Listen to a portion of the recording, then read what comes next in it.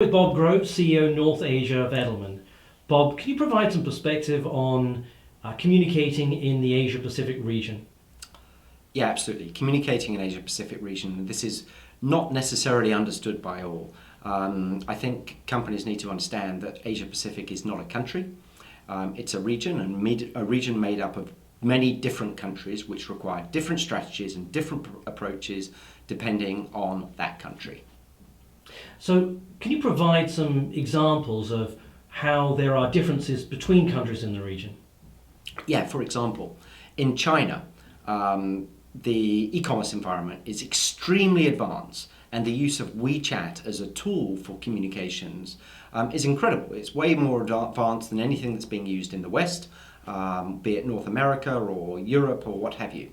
And that has to be central to any communications activity, as well as any sales activity in China today.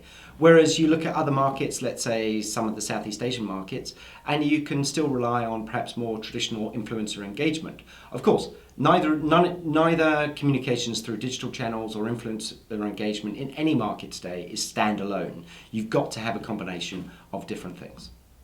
When it comes to traditional media, are there differences between the media between each of these markets?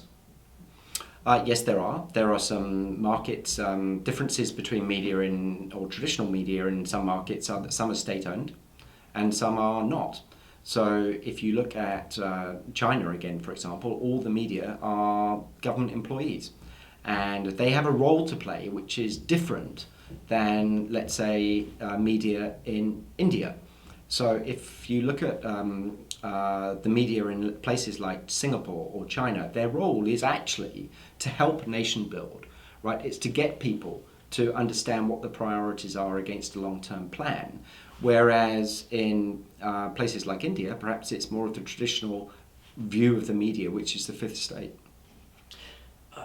How should companies view the opportunity that PR represents in Asia? Is it an opportunity? Is it something that they should be concerned about? I don't think companies should be concerned about doing PR in Asia. They should just make sure that they should do it the right way.